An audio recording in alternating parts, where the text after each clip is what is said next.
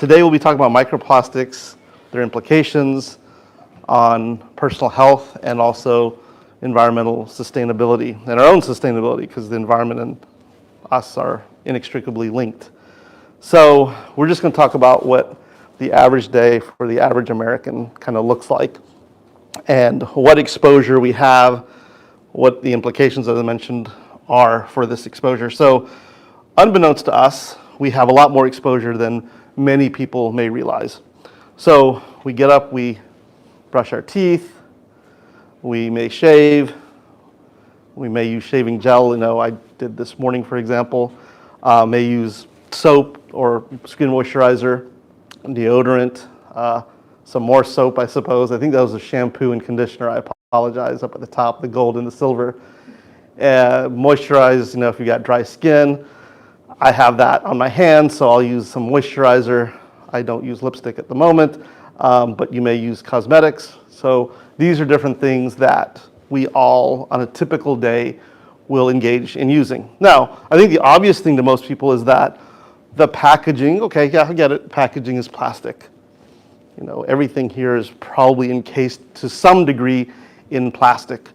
What I think most people don't realize is that not only is the packaging plastic, but many of the ingredients themselves are plastics.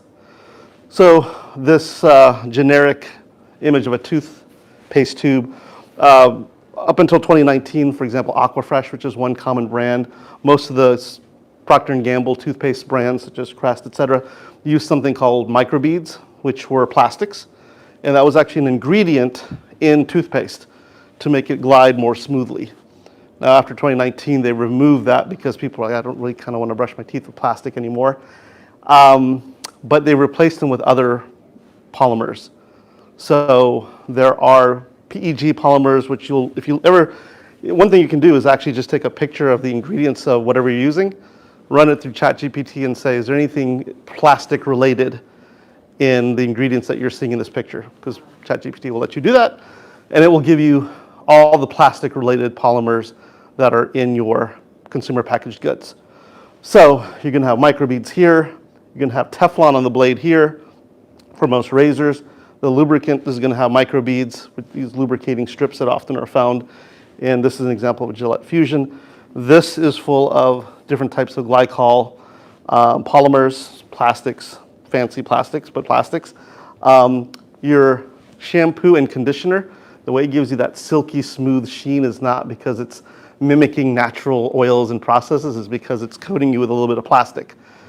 And the glide nature of deodorants often is also a function of plastic, and soaps less often, but still some will have plastic. For sure, if you were to take the ingredients of CeraVe or Cetaphil or your more common moisturizers that are dermatologist recommended, you will find that they contain a variety of plastics, often more than one.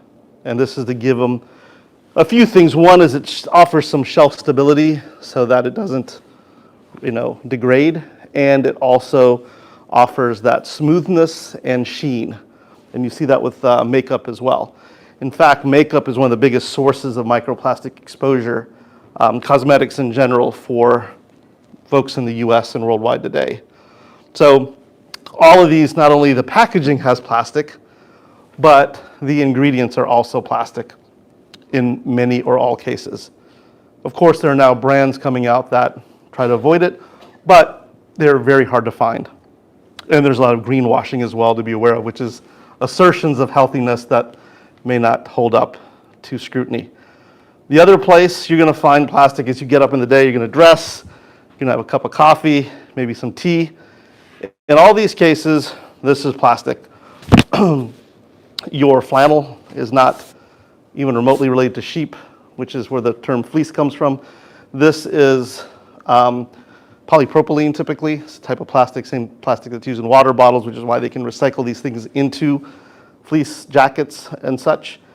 Your coffee, typically the filter, and if you use a Keurig pod, those are plastic. Now, one of the worst things you can do is combine plastic and heat, plastic and acid, plastic and oily substances or fat.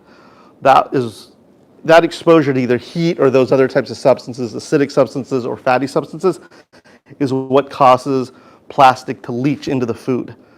So coffee is a perfect example. You're going to run something hot through something plastic, and it's going to absorb that plastic material into the coffee itself. And tea, say this was tea for example, is worse because you're going to steep it.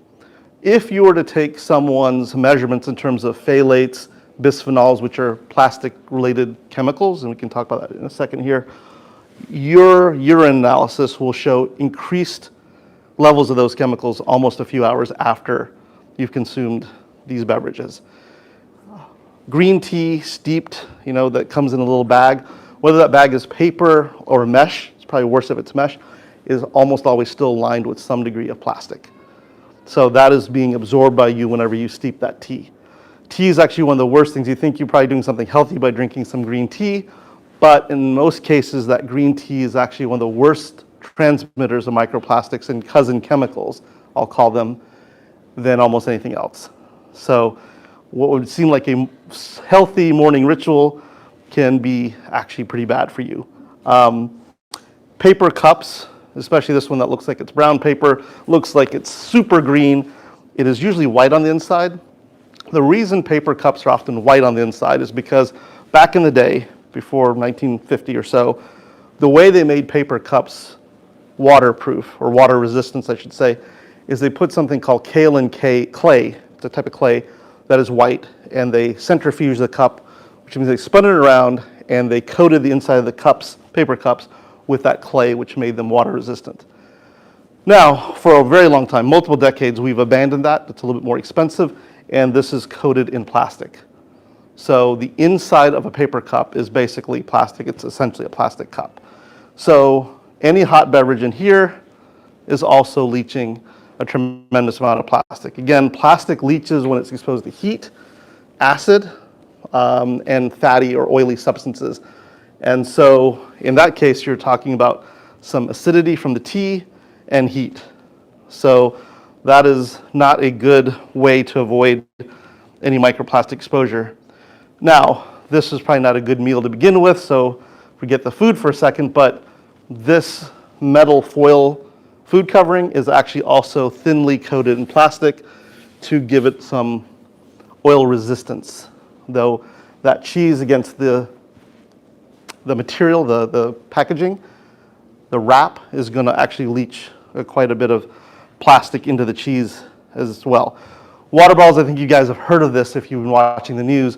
Water bottles leach plastic into the water at alarming rates. Now, if you leave that plastic water bottle in your car for multiple days in the heat, even worse.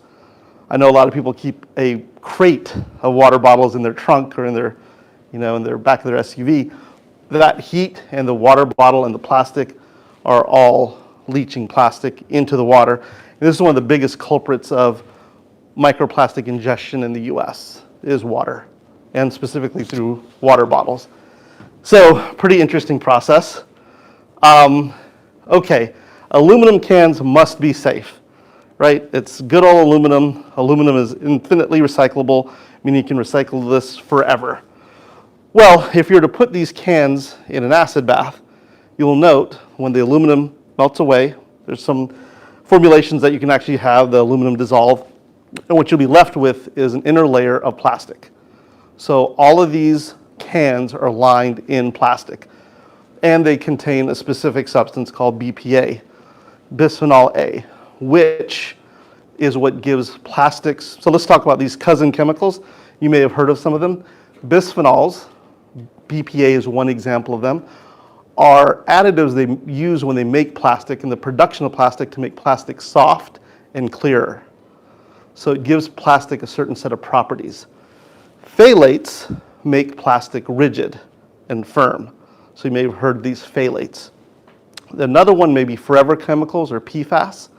These are used two ways in plastic production. One is to help plastic fall out of the mold, because Teflon is a type of PFAS, as an example. So it helps things from sticking to other things. And so it's used in the production of plastic, and also helps make plastic water resistant. So one application of PFAS is right here, to make that wrapper slick. So if you ever noticed a a wrapper, say from McDonald's, and maybe you guys don't eat there, but you'll notice it has a little bit of a slick property to it to help absorb oil, to keep it from absorbing oil rather. Those are phthalates. Bisphenols give plastic bottles their semi-rigidity and clarity, and phthalates help also give these plastics their rigid properties so that they can stay structurally firm. So what does all that mean? Now, bisphenols, phthalates, etc., all have human health implications. Specifically, bisphenols are estrogenic, and so are, to some degree, phthalates. Bisphenols specifically, being estrogenic, essentially convey properties similar to the female estrogen hormone, which can be pro-inflammatory, which can be pro-carcinogenic, and it has a lot of negative implications. Now, when human fetuses are exposed to this, especially male human fetuses, their development is severely compromised. And this is one of the reasons why the FDA, after many years of knowing this, banned BPA, which is a type of bisphenol, which is estrogenic, in 2012. Now, the truth is that bisphenol has just been replaced by other close cousin chemicals called BPF and BPS, and they have the same behaviors. So the FDA is being sort of scrutinized or cynically viewed as having banned BPA for the purposes of actually preserving the plastic water bottle industry. Now, BPA is banned only for sippy cups and baby bottles. Baby bottles, pretty bad situation because you've got heat. When you heat up that baby bottle, you got acidity because the milk has got lactic acid, and you got oils and fats in milk. Worst combination. We're giving babies this enthusiastically for many years. We've kind of stopped. Again, I said that they've just replaced BPA with other things. We'll talk about that in a minute. But you as adults get the pleasure of consuming BPA, which is found in the lining of cans and in these water bottles to this day. There's no change in policy there. So that still occurs. Now, we continue. I think I mentioned before we started the presentation that tire dust is one of the biggest sources of microplastics, and we inhale that. And the friction of these tires against the road throws this up into the air. If you guys live in Palo Alto, we're obviously near 101 and 280. What you'll notice is often on the outside of your home, you may see like a black soot if you run your fingers across like a windowsill or something. Most of that is tire dust, and we're inhaling that. One of the reasons it became under greater scrutiny is because we figured out it was killing fish, and it's probably not doing anything great to us. 60% of the microplastics in the ocean are from runoff, specifically from tire dust, meaning the tire dust accumulates on the roads. When it rains, they wash into the riverways that then end up washing into the oceans and then get absorbed by fish and marine wildlife. So 60% of what's in the ocean is coming from tires. So you may think the worst emission is the tailpipe. We've done a lot to mitigate that. Now it's actually the tires that you see there. The other significant place for microplastics is fabrics.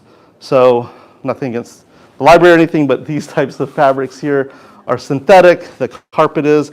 All this is kicking up dust. You mentioned the microfiber rag. You can see very clearly that it leaves behind thousands of little particles. They look like little tiny fibers.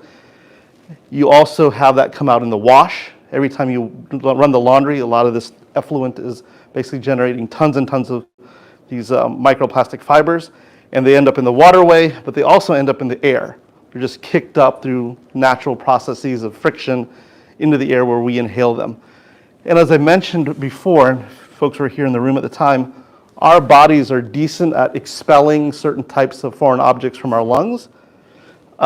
Sand, for example, soot, other things that get into our lungs typically degrade because they're organic. However, these microfiber microplastics, like polyester particles, etc., are tough for the cilia, the little hairs in our lungs that push things out from the deepest parts of our lungs, have a hard time grabbing onto these fibers, and they tend to stay and cause longer-term irritation. So this is one reason why these things are a problem from the perspective we haven't really been evolved to handle them the way we have other foreign particles and pollutants. And finally, the ubiquitous to-go container. Now, this specific container, you'll notice, is made of black plastic. That is now in the news if you were to Google it today. Black plastic is known to be especially problematic because it's full of those chemicals called phthalates, and it's often recycled plastic from consumer electronics.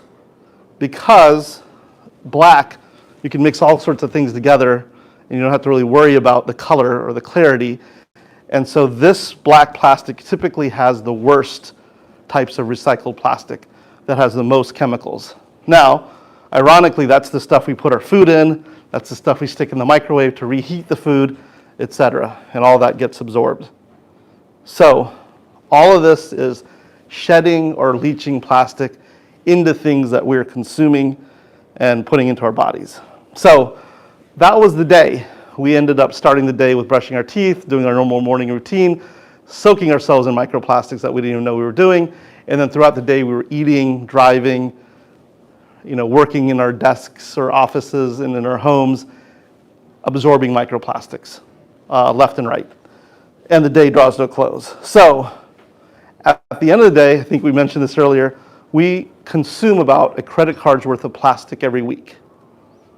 That's how much plastic it's estimated the average American consumes. So that's a deck of cards over the course of a year, 52. Every week? Every week. Every week.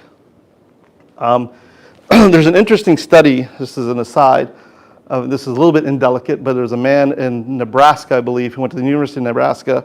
He, for 1 month, ate very cleanly, followed all the sort of the prescriptions of how to avoid plastic.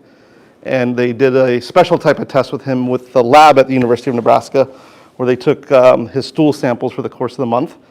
And then he ate normally, as a typical American would. Had some fast food, but not over the top. I think the worst thing he did was heat up some cup of ramen in the styrofoam bowl it came in. I think that was the most egregious thing he did. And they took samples of his stool for another month, and they centrifuged them down. What was a little shocking to me that I didn't see coming was that with the naked eye, you could actually see the plastic. It wasn't some, got to dial in a microscope. You could literally see the sediment of plastic that they had isolated. So that's the thing that made me feel like this probably wasn't super hyperbolic. That there's some credence, this wasn't just a researcher trying to get some notoriety. There is some, and I think the people who wrote the study that really encapsulated this will concede this is probably on the high end. If you're eating fast food regularly, you're drinking a lot of water out of water bottles, etc. There's a certain lifestyle, but it's not one that's crazy that will lead to this. But even if you're eating half a credit card a week, probably not great. Now, the good thing is that our bodies will generally handle most of these microplastics, either through our liver or kidney or other digestive system. We expel a ton of these. The key is to not overload those processes, which we often do, such that there's no other place for it to go than our bodies. And we'll talk about that in a second. So the good thing is our bodies have the capabilities to handle at least some tolerable degree. Otherwise, we would not have evolved to this point, if we weren't able to deal with certain toxins. But once we overwhelm that capacity, no good things happen. So if you look at air, it's mostly dust and synthetic fabrics that we inhale, pollutants that are more than just tailpipe emissions and typical industrial pollutants. It's actually that tire dust I was mentioning before. Food and drink, it's one of the biggest sources in water specifically. Our water is full of microplastics. PFAS specifically, which is one of those cousin chemicals used in the production of plastic. And I should make sure to point out now is that I mentioned bisphenols, these forever chemicals often called PFASs, phthalates, etc. They're used in the production of plastic. They can be detected very easily, in the urine, other blood tests, etc. The microplastics themselves are often a vehicle to transmit these chemicals. What the microplastics do versus what these chemicals do are two separate things. The chemicals actually we know do very bad things today, where the studies are in that we don't have to wonder. The smoke is now fire. The plastics themselves, we're just now learning what they do. So for example, we're finding it in the human brain. I think in some cases they said 0.5% of the average human brain is plastic now. A lot of arterial plaque contains microplastics today. So these are all things that are emerging, and we'll learn the implications of these over time. But those chemicals I mentioned that plastic is a carrier vehicle for, or is used in the production of plastic, we already know. The studies are in with regard to their implications. And of course, those topical products like makeup was the biggest one. 8% of what we put on our bodies, our skin absorbs, and so that ends up into our bloodstream, and then our kidneys and liver, et cetera, have to try to deal with. So, just in a little bit more detail, this is sometimes people glaze over with this. These are the specific numbers. So these are the number of particles, et cetera, that in grams that we absorb through those different mechanisms. So inhalation, ingestion, absorption. These are the places where this sort of happens. These are the vehicles by which this takes place. So, as I mentioned, your kidneys, your liver, your digestive system can deal with some of these at some tolerable level, but if you do more than your body can normally handle, you will either, for example, gain weight if you eat too much, and if you take on too much microplastic, the body's normal mechanisms cannot handle them, cannot expel them to any appreciable degree, and you end up absorbing them into your body. And so they go places. So for example, they're in our digestive tract. They're in our endocrine system from the perspective they are altering our hormones. So we'll talk about that more in a few minutes, but essentially these are estrogenic chemicals by and large, and they do alter our hormones. They're in our nervous system. I mentioned they're in our brain. They're in our reproductive system. 100% now, not to be indelicate again, male testicles and male sexual organs have been found to have microplastics in them. This was not the case 10 to 15 years ago. This is a relatively modern phenomenon. And it's been a progression, but in 2010, this was not the case. In 2022, it's 100% of the samples have this issue. It's in our respiratory system, in our urinary system, and as I mentioned, the coronary plaque is full of microplastics these days. And people who have plastics in their coronary plaque, their clogged arteries, if you will, have a higher rate of essentially cardiac events. The chances of having a heart attack that will kill you goes up by 60%. So there are implications that we are being sort of discovered as the data comes in. A few obvious ones. Again, I mentioned the FDA banned the use of certain chemicals with the production of plastics, BPA specifically, in 2012. And that was because they were noticing that male fetuses were exhibiting developmental issues, specifically androgenic ones, such that their sort of sex characteristics were being altered. And that was because essentially we were injecting estrogen into a developing male fetus. Now it has implications on female fetuses too, but these were more stark. And specifically, we've seen an impact on fertility and other indicators later in life as well. Now in the same period, we're seeing increased risk of certain cancers, especially breast cancer among women at younger ages, which we haven't seen before. So all of these are correlated, but not firmly causatively related. We're still learning more over time. And so we'll look at some of these statistics. So this is a graph of plastic production over the course of the last 50 years and where it's anticipated to go. But you'll see that there's been a massive increase over the last 20 years, more recently. And that's because a lot of the developing world is now developed, come online, living lifestyles like ours, where plastic is a dominant material in everyday life. So there's just a massive amount of plastic in the world by a massive number of people, leading to a lot of this floating around. And we only, as a global community, recycle about 9% of plastic. Most of it is burned or thrown in landfill or ends up in the ocean.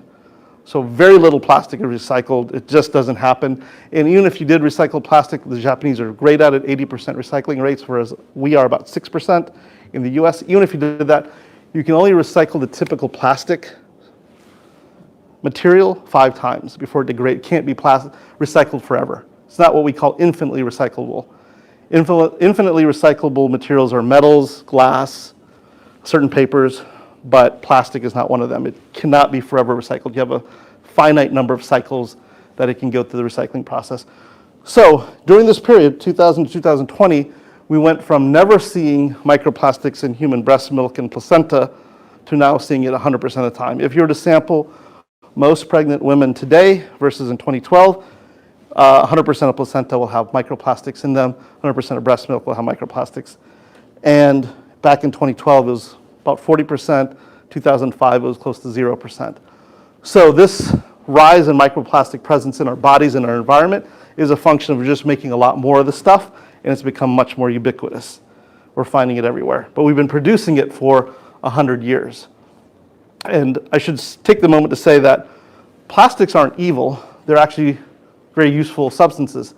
They just shouldn't be done or used for everything all the time, because there are implications of doing that, which we're now understanding. Plastics help get rid of the ivory trade by substituting ivory billiard balls with plastic ones. They help get rid of tortoiseshell glasses by substituting tortoiseshell glasses with plastic ones. So there's been some good from plastic, and there will be. It's just the degree to which we're relying on it. A side conspiratorial note, the petrochemical industry, as they see sales of oil for transport and other purposes go down, this is a natural alternative because plastic is made out of petroleum. So this is an alternative market that very publicly they have said this is what they want to pursue. So what are the implications? This is more correlation than causation, but there are certain models that we've established that link autism to the increased prevalence of some of the chemicals we've talked about. And it's gone from when my son was born, of 1 in 78 children had autism, to now 1 in 36. That's just in the last decade. So we can argue that the detection has improved, but I think autism as a disorder has been known for a very long time, and I don't think all of it can be just ascribed to we're better at finding it. The other thing is, I mentioned before, breast cancer is on the rise among younger women, and estrogen obviously is elevated levels of estrogen actually promote this type of cancer, so this is something we're starting to see. The other fairly stark change is in men. The average level of serum testosterone has dropped by 30% in the last 20 years in the whole population. So has fertility among men in terms of sperm motility and mobility, other factors that are used to determine fertility in general. So this is kind of a crash that's happened over the last 20 years that probably isn't talked about enough. Now, we mentioned before, what are some of the obvious things we can do to make some changes? I'll do some examples and then get into some specific steps. Morning rituals, tea, go with loose leaf tea versus these bagged teas that you can see. That one is just basically a plastic tea bag, maybe wrapped in some beautiful packaging to make you think it's wonderful and healthy, but it is not contributing to your health in any way.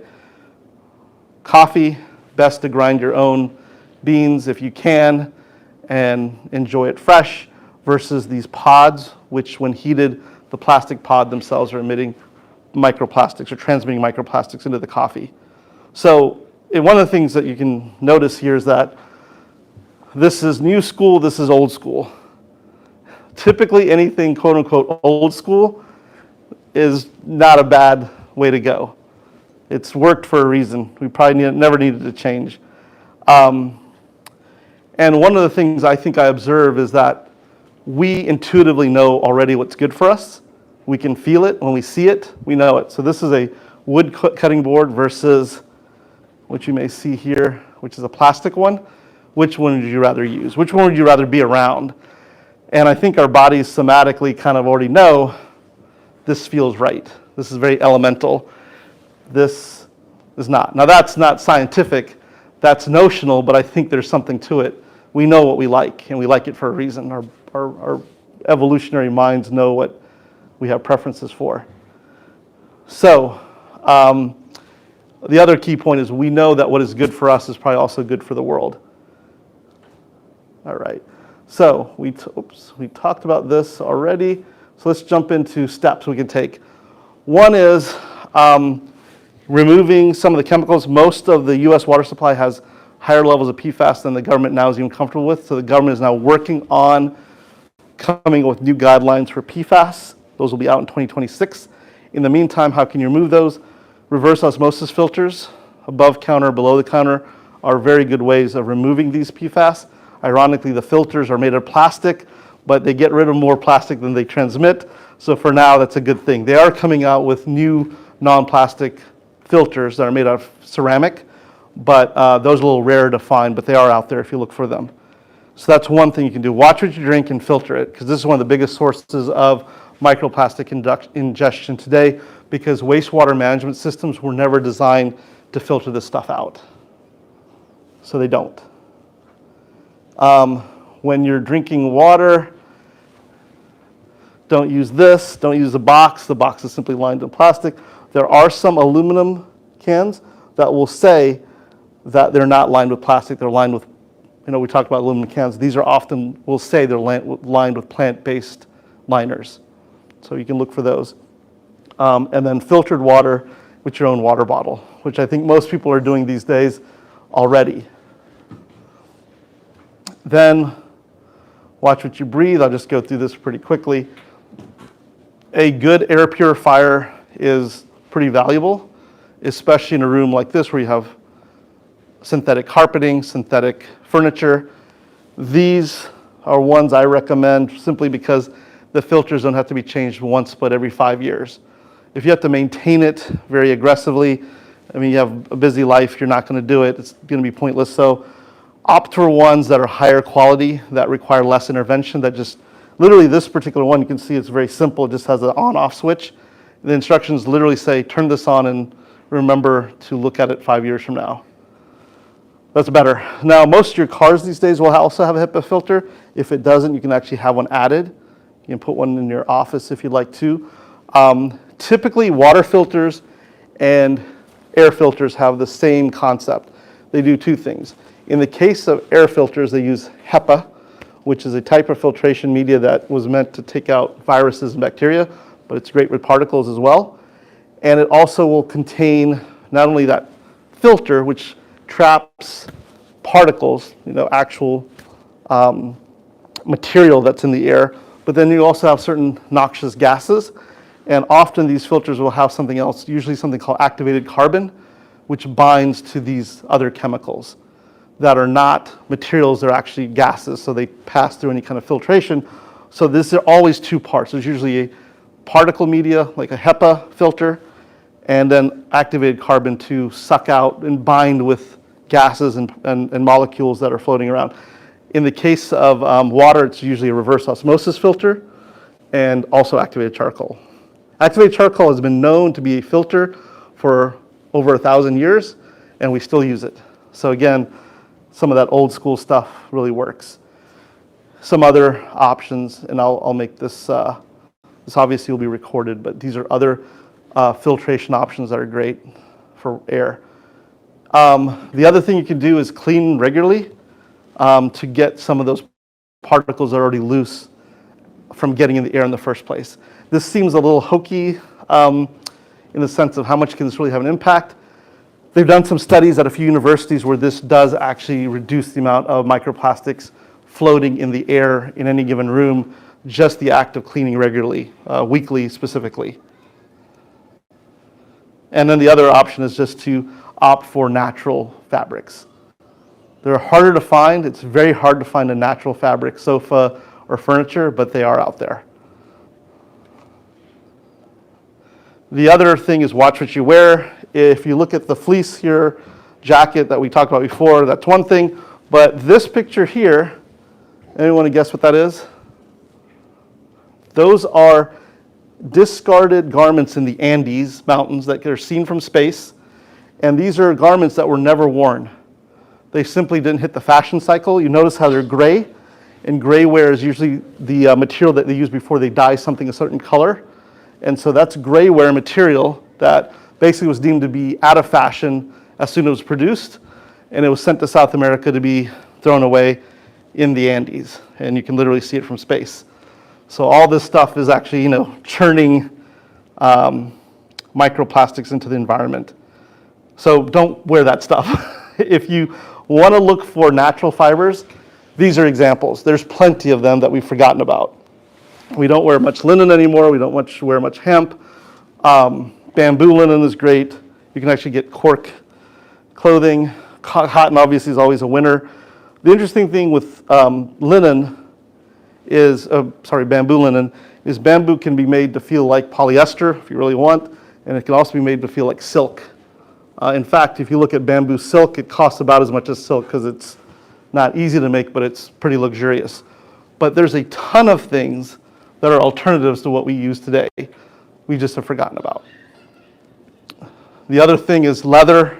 Some people may have some issues with that, but those are options. This particular fleece here is made out of cashmere.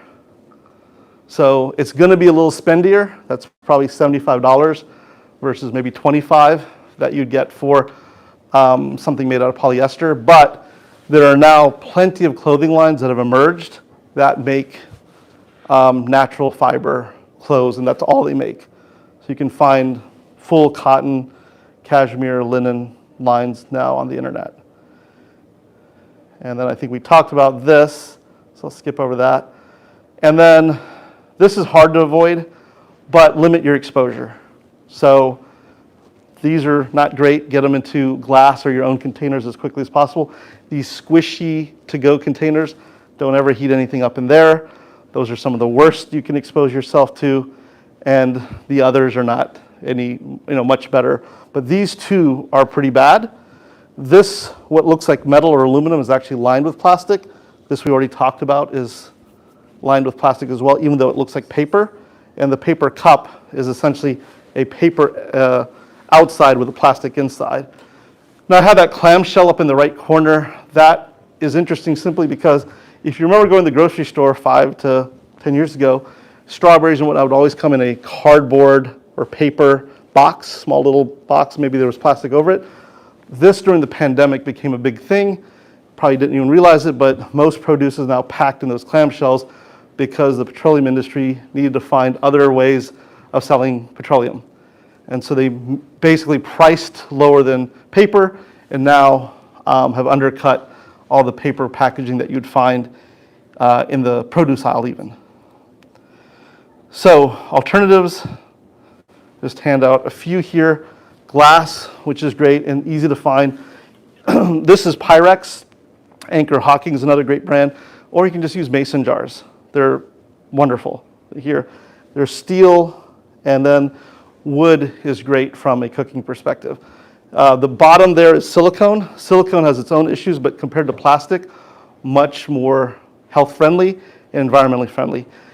After 450 degrees, when you get silicone hotter than that, certain types of silicone, you can have some chemical leaching, but it's very resistant to leaching any chemicals and up until that point. So it's a good alternative to plastic. Silicone is not made out of petroleum as plastics are.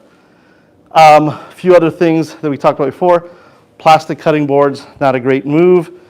You can get wood, you can even get metal, you can even get glass. Wood is my preference. So that's another thing you can do to avoid microplastics.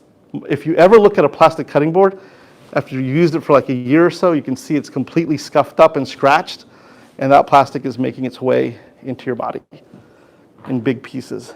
So a couple other quick things. When it comes to cookware, there's nothing like cast iron or its close cousin, carbon steel. The French love carbon steel. As Americans, this is often more popular.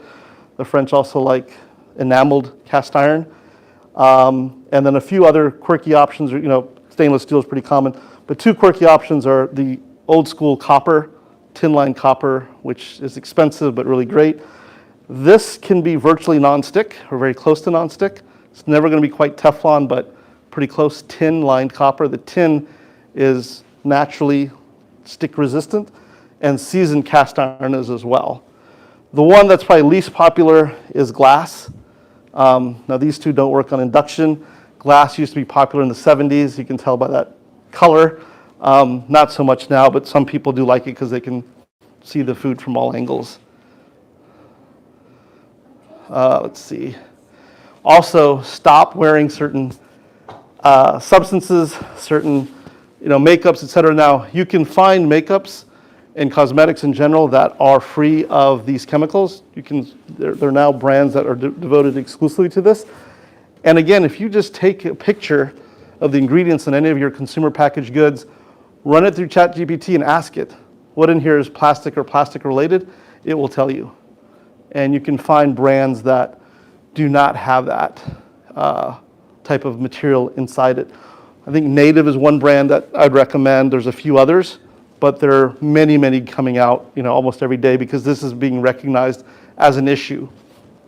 A couple other quick things, then we do some Q&A, are if you really wanted to, there are ways you can test your microplastic and related chemical exposure.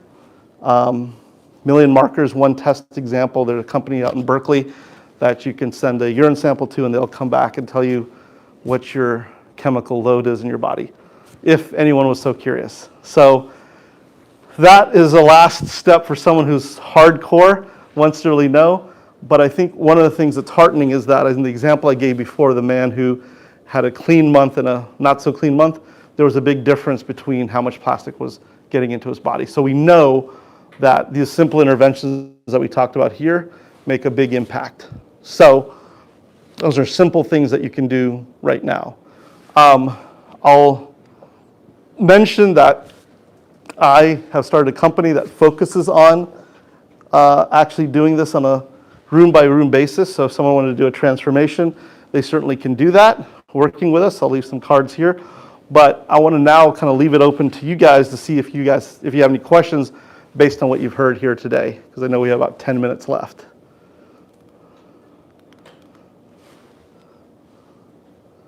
One of the things we do also, I should just mention, is for products, we actually, if you go to our website, we'll indicate for each product the cost of savings of using that product, because typically these non-plastic products have a longer lifespan. They will typically outlive you, like that cast iron. One of the things I think is fascinating, whenever I speak to anyone from the South, especially the South, and they talk about cast iron, they will have their grandmother's cast iron pan from like the 1920s. Almost happens every time. So we calculate what the savings are, how much plastic you'll avoid. So one of the things that's interesting with just this simple example of the cooking pan is we were using nonstick pans before. We seem to be going through them every year. It would stop being nonstick. And I would always blame my wife for using metal utensil, and she's like, no, I'm using your wood ones. Stop blaming me. And what we discovered was that they're inherently disposable. Those pans, if you use them regularly, are not meant to last very long. In fact, if you look on their websites, they'll say 2 to 3 years is the typical lifespan. For us, it was even shorter. So this, in contrast, will last multiple generations. So the good old stuff is built to not, end up in a landfill. One of the things I also find, so we look at how much you'll save, how much plastic you'll avoid, and how many chemicals you'll avoid for all these products. If you visit our website, we have that analysis for all these products that are out, that are commonly used by consumers. One of the things that I think is also interesting is that many of the things that are better for us are things we used to do and we had institutional knowledge around, but have sort of lost. So most people may not even remember how to season cast iron to make it nonstick. That's stuff that we cover, but it's a simple act of plastic made everything so convenient, we adopted it enthusiastically, and now we're learning the implications of that adoption. So I'll leave some business cards, but now I'll leave it open for Q&A. Any questions from the audience? Anything you guys, observe in your personal life that you've thought about and, had questions around? Sure. What about Brita filters? Those are activated charcoal, I believe. Yeah, so Brita filters, especially like the pitcher, Yeah. they're not bad. They have activated charcoal, but they don't remove a significant amount of PFAS. I think Brita is coming out because this is a market opportunity for them, they are coming out with a better pitcher filter. The problem with pitcher filters is you have to wait a while.